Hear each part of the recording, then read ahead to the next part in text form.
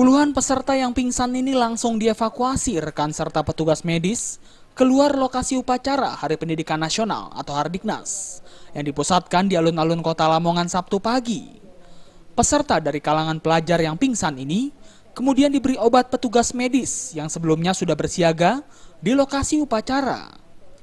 Selain diwarnai puluhan peserta yang pingsan, dalam upacara Hari Pendidikan Nasional ini juga tidak sedikit peserta yang duduk santai dan merokok di belakang barisan upacara tanpa adanya yang menegur. Khotib petugas medis mengatakan secara keseluruhan setidaknya sekitar 20 siswa yang menjalani perawatan lantaran pingsan saat upacara berlangsung yang diduga akibat belum sempat makan.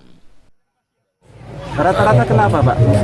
Ya mungkin belum sarapan atau akhirnya akan mual, pusing akhirnya ya semaput. Terus yang dilakukan petugas apa, Pak? Ya itu kan tidak kan ditidurkan, kasih minum hangat. Untuk mempercepat penyadaran peserta yang pingsan, petugas juga memberikan teh manis kepada peserta. Meski diwarnai banyaknya peserta yang pingsan, namun upacara dalam rangka Hari Pendidikan Nasional ini tetap berjalan tertib. Dari Lamongan, Surabaya, Muhammad Basoir melaporkan.